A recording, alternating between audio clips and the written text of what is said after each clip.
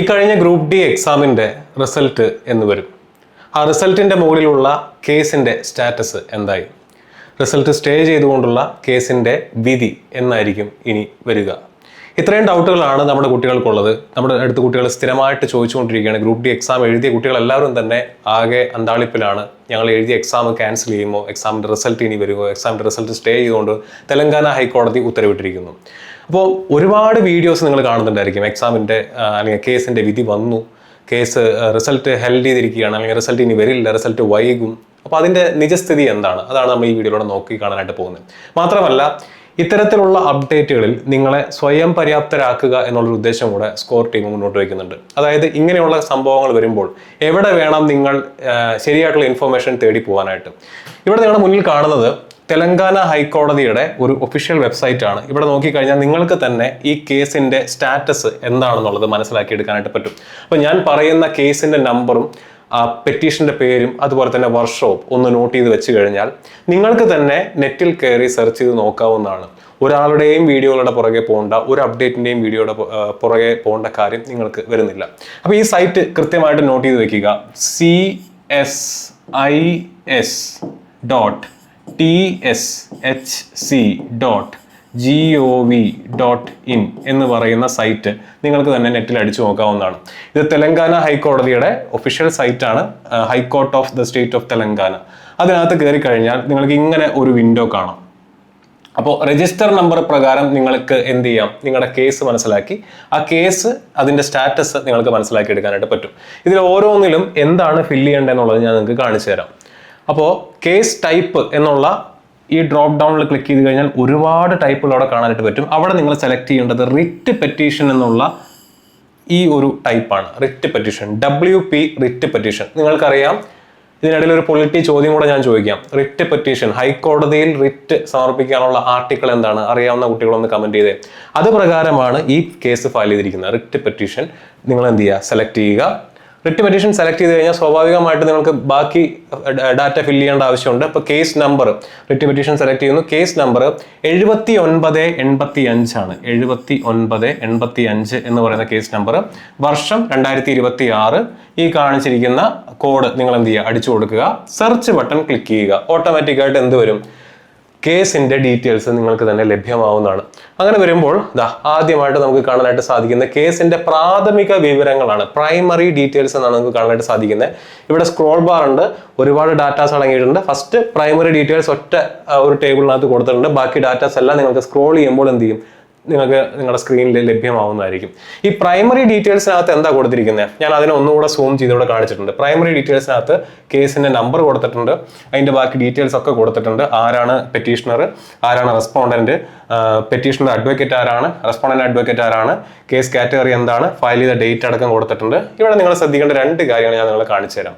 Listing date, അടുത്ത hearing എന്നാണ്? 22/4/2026. ഇതിന് മുന്നേ നിങ്ങൾ ഈ കേസ് ഹിസ്റ്ററി മൊത്തം നോക്കിക്കഴിഞ്ഞാൽ 15-ാം തീയതി ഏപ്രിൽ 15-നായിരുന്നു ആദ്യം വിധി പറഞ്ഞിരുന്നത്. 15 എന്നുള്ളത് പിന്നീട് ആക്ച്വലി വിധിയല്ല, കേസിൽ ഒരു ചർച്ച പറഞ്ഞിരുന്നത് ഏപ്രിൽ 15-നായിരുന്നു. 15 എന്നുള്ളത് 16 ആക്കി, 17 ആക്കി, 20 ആക്കി, ഇപ്പോൾ 22-ലേക്ക് മാറ്റിയിരിക്കുകയാണ്. എന്നാൽ മറ്റന്നാളാണ് ഈ കേസിന്റെ പുറത്ത് ഇനി ഒരു ഹിയറിംഗ് ഉണ്ടായിരിക്കുകയുള്ളൂ. കേസിന്റെ സ്റ്റാറ്റസ് എന്താണ്? പെൻഡിങ് ആണ്. അപ്പോൾ കേസ് ഇപ്പോഴും വിധി വന്നിട്ടുണ്ടോ? ഇല്ല. RRB ഗ്രൂപ്പ് ഡി 2024 നോട്ടിഫിക്കേഷൻ പ്രകാരം 2024 അവസാനവും 2025 ആദ്യവുമായിട്ട് 2025 അവസാനവും 26 ആദ്യവുമായിട്ട് കണ്ടക്ട് ചെയ്ത ഗ്രൂപ്പ് ഡി എക്സാമിന്റെ റിസൾട്ട് ഇപ്പോഴും സ്റ്റേ ഓർഡർ പ്രകാരം എന്താണ്? വിത്ത്ഹെൽഡ് ചെയ്തിരിക്കുകയാണ്. അതിന്റെ മുകളിലുള്ള കേസിന്റെ സ്റ്റാറ്റസ് ആണ് എന്ത് പറഞ്ഞിരിക്കുന്നത്? പെൻഡിങ് പറഞ്ഞിരിക്കുന്നത്. അതായത് കേസ് ഇപ്പോഴും വിധി തീരുമാനമായിട്ടില്ല എന്ന് സാരം. ഓക്കെ, അത്രയും കാര്യങ്ങൾ നിങ്ങൾക്ക് മനസ്സിലായി. ഇനി അപ്പോൾ ഇവിടെ കേസിന്റെ സ്റ്റാറ്റസ് നിങ്ങൾ മനസ്സിലായി, ലിസ്റ്റിംഗ് ഡേറ്റ് നിങ്ങൾ മനസ്സിലാക്കി. ഇതുകൊണ്ട് മാത്രം നിങ്ങൾ അവസാനിപ്പിക്കരുത്. നിങ്ങൾ ആ സൈറ്റിനകത്ത് സ്ക്രോൾ ചെയ്ത് ഏറ്റവും താഴെ പോകുമ്പോൾ ഓർഡേഴ്സ്, ഇവിടെ സ്നിപ്പ് ചെയ്തപ്പോൾ മാഞ്ഞു പോയതാണ്, ഓർഡേഴ്സ് എന്ന് പറഞ്ഞുകൊണ്ട് ഒരു ഹെഡിങ് നിങ്ങൾക്ക് കാണാം. അവിടെ ഈ കേസിന്റെ പുറത്ത് ആ കേസിന് വിധി പറയാനിരിക്കുന്ന ജഡ്ജ് നാഗേഷ് ഭീമഭാഖ എന്ന് പറയുന്ന ജഡ്ജ് പറഞ്ഞിട്ടുള്ള എല്ലാ ഓർഡറുകളും അതിന്റെ ഡേറ്റ് അടക്കം ഇവിടെ കൊടുത്തിട്ടുണ്ട്. ഇവിടെ ലാസ്റ്റ് നോക്കിയാൽ 20/4/2026 അഥവാ ഇന്ന് പറഞ്ഞിട്ടുള്ള ഓർഡർ നിങ്ങൾക്ക് കാണാനായിട്ട് സാധിക്കും. അപ്പോൾ ഇതും കൂടെ നോക്കണം. കേസിന്റെ സ്റ്റാറ്റസ് പെൻഡിങ് ആണെന്നും നെക്സ്റ്റ് ഹിയറിംഗ് ഡേറ്റ് എന്നാണെന്നുള്ളത് മാത്രം നോക്കിയാൽ പോരെ. ആ സ്ക്രോൾ ചെയ്ത് വന്നിട്ട് ഓർഡേഴ്സിനകത്ത് ഏറ്റവും ലാസ്റ്റ് കിടക്കുന്ന ഓർഡർ എന്താണെന്ന് നോക്കണം. അപ്പോൾ ഇതിൽ ഇവിടെ നോക്കിയാൽ കാണാൻ പറ്റും ഇപ്പം ഈ സ്ക്രോൾ ഡൗൺ അവസാനിക്കുന്നത് ഈ ഓർഡറിനകത്താണ്. ഡെയിലി ഓർഡറിൽ 20/4/2026 എന്ത് ഓർഡറാണ് വന്നിരിക്കുന്നത്, ആ ഓർഡറാണ് ഞാൻ നിങ്ങളെ ഇനി കാണിക്കാനായിട്ട് പോകുന്നത്. ആ ഓർഡറിൻ്റെ ഈ PDF നിങ്ങൾക്ക് ഇങ്ങനെ ഒന്ന് ടച്ച് ചെയ്ത് കഴിഞ്ഞാൽ ഒരു PDF ഓപ്പൺ ആയിട്ട് വരും. ആ PDF ഈ പറഞ്ഞ പോലെ ഇരിക്കും. 20/4/2026 NBK-J. NBK എന്ന് പറഞ്ഞാൽ ആരാണ്? നാഗേഷ് ഭീമഭാഗ എന്ന് പറയുന്ന ജഡ്ജാണ് NBK എന്ന് പറഞ്ഞു കഴിഞ്ഞാൽ.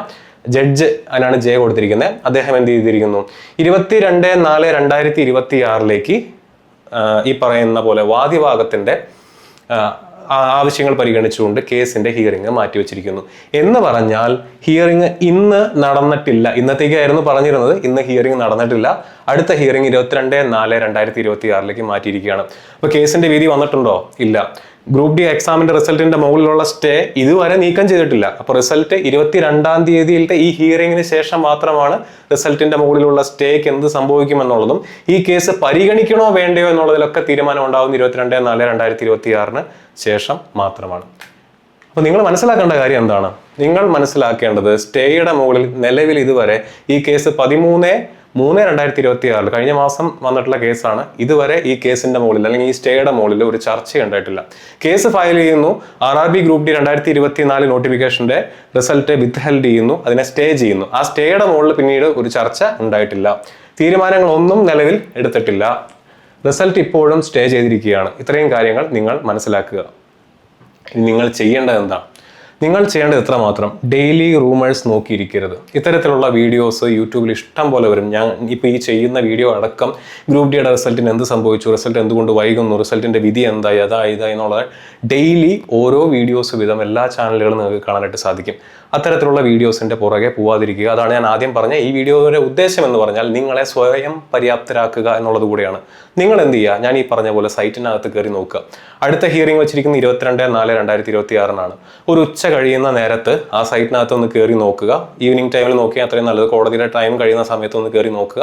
കേസിന്റെ സ്റ്റാറ്റസ് എന്താണെന്ന് സ്വയം നോക്കി മനസ്സിലാക്കുക. പെൻഡിങ് എന്നാണ് കിടക്കുന്നത്, ഓർഡറിനകത്ത് മറ്റൊരു ഹിയറിംഗ് ലിസ്റ്റാണ് അല്ലെങ്കിൽ മറ്റൊരു ഡേറ്റ് ആണ് വെച്ചിരിക്കുന്നതെന്നുണ്ടെങ്കിൽ കേസ് പിന്നെയും നീണ്ടുപോയി എന്നർത്ഥം. മനസ്സിലാവുന്നുണ്ടോ? ഇനി അതല്ല, അതിൽ വളരെ പോസിറ്റീവ് ആയിട്ടുള്ള ഒരു അപ്ഡേറ്റ്, കേസിന്റെ സ്റ്റേ പിൻവലിക്കുകയോ അല്ലെങ്കിൽ ആ രീതിയിൽ എന്തെങ്കിലും ഒരു മാറ്റം ഉണ്ടെന്നുണ്ടെങ്കിൽ തീർച്ചയായിട്ടും നമ്മൾ നിങ്ങളെ അപ്ഡേറ്റ് ചെയ്യുന്നതായിരിക്കും. അതുവരെ ഇത്തരത്തിലുള്ള റൂമറുകളുടെ പുറകെ പോവാതിരിക്കുക. പകരം എന്ത് ചെയ്യുക, നിങ്ങളുടെ പ്രിപ്പറേഷൻ കണ്ടിന്യൂ ചെയ്യുക. അപ്പോൾ എന്ത് പ്രിപ്പറേഷൻ എന്ന് സ്വാഭാവികമായിട്ട് സംശയം വരും. നിങ്ങൾക്ക് അറിയാവുന്ന പോലെ ഇതിനൊരു സ്റ്റേജും കൂടിയുണ്ട്, ഫിസിക്കൽ എഫിഷ്യൻസി ടെസ്റ്റ്. ആ ഫിസിക്കൽ എഫിഷ്യൻസി ടെസ്റ്റ് നിങ്ങൾ പ്രിപ്പയർ ചെയ്യുക. അതിന് പുറത്ത് തന്നെ പഠനം തുടർന്നുകൊണ്ടിരിക്കുക. മറ്റ് മത്സര പരീക്ഷകൾ നടന്നുകൊണ്ടിരിക്കുകയാണ്. കേരള PSCയുടെ LDC പരീക്ഷകൾ വരാനിരിക്കുന്നുണ്ട്, അതുപോലെ തന്നെ LGS പരീക്ഷകൾ വരാനിരിക്കുന്നുണ്ട്, മറ്റ് യൂണിഫോം പോസ്റ്റുകൾ, ഡിഗ്രി ലെവൽ എക്സാംസ്, RRBയുടെ തന്നെ ഒരുപാട് പരീക്ഷകൾ വരുന്നുണ്ട്, SSCയുടെ ഒരുപാട് പരീക്ഷകൾ വരുന്നുണ്ട്. അപ്പോൾ മറ്റ് മത്സര പരീക്ഷകൾക്ക് ആവശ്യമായിട്ടുള്ള പഠനം മുന്നോട്ട് കൊണ്ടുപോവുക. ഗ്രൂപ്പ് ഡി എക്സാമിന് വേണ്ടിയിട്ടുള്ള ഫിസിക്കൽ എഫിഷ്യൻസി ടെസ്റ്റിന് വേണ്ടിയിട്ടുള്ള കാര്യങ്ങളും എന്ത് ചെയ്യുക, ഇതുമായിട്ട് മുന്നോട്ട് കൊണ്ടുപോകാനായിട്ട് ശ്രദ്ധിക്കുക. അപ്പോൾ ഇതാണ് RRB ഗ്രൂപ്പ് ഡി 2024 റിസൾട്ടിന്റെ കാര്യത്തിൽ എനിക്ക് പറയാനുള്ളത്. റിസൾട്ട് സ്റ്റേ ചെയ്തുകൊണ്ടുള്ള ഒരു ഓർഡർ വന്നിട്ടുണ്ട്. റിസൾട്ട് ഇപ്പോഴും എന്താണ്, സ്റ്റേ ചെയ്തിരിക്കുകയാണ്. അതിന്റെ പുറത്ത് യാതൊരു തീരുമാനവും ഉണ്ടായിട്ടില്ല, യാതൊരു ചർച്ചകളും അതിന്റെ പുറത്ത് നടത്തിയിട്ടില്ല. നെക്സ്റ്റ് ഹിയറിംഗ് ഡേറ്റ് വെച്ചിരിക്കുന്നത് April 22, 2026 അതായത് മറ്റന്നാൾ. അന്ന് എന്താണ് സ്റ്റാറ്റസ് എന്നുള്ളത് നിങ്ങൾക്ക് തന്നെ കയറി നോക്കുന്ന വിധത്തിൽ എങ്ങനെയാണ് കയറി നോക്കേണ്ടത് എന്നുള്ളതാണ് ഈ വീഡിയോയിൽ നമ്മൾ ഡിസ്കസ് ചെയ്തിട്ടുള്ളത്. അപ്പോൾ അത് കൃത്യമായിട്ട് നോക്കുക. ഇനി NTPC അണ്ടർ ഗ്രാജുവേറ്റ് എക്സാം അടുത്തിരിക്കുകയാണ്. May 7 നമ്മുടെ എക്സാം സ്റ്റാർട്ട് ചെയ്യുകയാണ്. ഇതുവരെയും പഠിച്ചു തുടങ്ങാത്ത കുട്ടികൾ, റിസൾട്ട് അല്ലെങ്കിൽ എക്സാമിനെ പറ്റി അറിയാത്ത കുട്ടികൾ, എക്സാമിന്റെ ഡേറ്റ് വന്ന കാര്യം അറിയാത്ത കുട്ടികൾ മനസ്സിലാക്കുക. അണ്ടർ ഗ്രാജുവേറ്റിന്റെ ഡേറ്റ് May 7, ജൂൺ 21 തീയതി വരെ നിങ്ങൾക്ക് പരീക്ഷ ഉണ്ടായിരിക്കും. May 7, May 8, May 9 ദിവസങ്ങളിലൂടെ പരീക്ഷ ഉണ്ടായിരിക്കും. അതിനുശേഷം ജൂണിൽ പരീക്ഷ സ്റ്റാർട്ട് ചെയ്യുന്നുണ്ടായിരിക്കും. ജൂണിലും 13, 14, 15, 16 മുതൽ 21 വരെയുള്ള ദിവസങ്ങളിലൊക്കെ ആയിട്ടായിരിക്കും എക്സാം കണ്ടക്ട് ചെയ്യുന്നുണ്ടായിരിക്കുക. അപ്പോൾ NTPC ക്രാഷ് കോഴ്സ് എടുത്ത് പഠിക്കാൻ താല്പര്യമുള്ള കുട്ടികൾക്ക് അഡ്മിഷൻ ഓൾറെഡി ഓപ്പൺ ആണ്. ചുരുങ്ങിയ ദിവസങ്ങൾ നിങ്ങളുടെ മുന്നിലുള്ളൂ. നിങ്ങൾക്ക് താല്പര്യമുണ്ടെങ്കിൽ ഈ നമ്പറിൽ കോൺടാക്ട് ചെയ്യാം, അല്ലെങ്കിൽ ഗൂഗിൾ ഫോം ഈ വീഡിയോയുടെ താഴെ കൊടുക്കുന്നുണ്ടായിരിക്കും. ആ ഗൂഗിൾ ഫോം നിങ്ങൾക്ക് ഫില്ല് ചെയ്യാവുന്നതാണ്. അപ്പോൾ ഗ്രൂപ്പ് ഡി എക്സാമിന്റെ കാര്യത്തിൽ എനിക്ക് ഇത്ര തന്നെയാണ് പറയാനുള്ളത്. ഒരുപാട് ഊഹാപോഹങ്ങളുടെ പുറകെ പോവാതിരിക്കുക. നിങ്ങൾ എന്ത് ചെയ്യണം, ഈ പറയുന്ന പ്രകാരം സെൽഫായിട്ട് ഈ സൈറ്റിനകത്ത് കയറി അതിന്റെ സ്റ്റാറ്റസ് എന്താണെന്നുള്ളത് നോക്കി മനസ്സിലാക്കാനായിട്ട് ശീലിക്കുക, പഠിക്കുക. മറ്റൊരു വീഡിയോയിൽ വീണ്ടും കാണാം.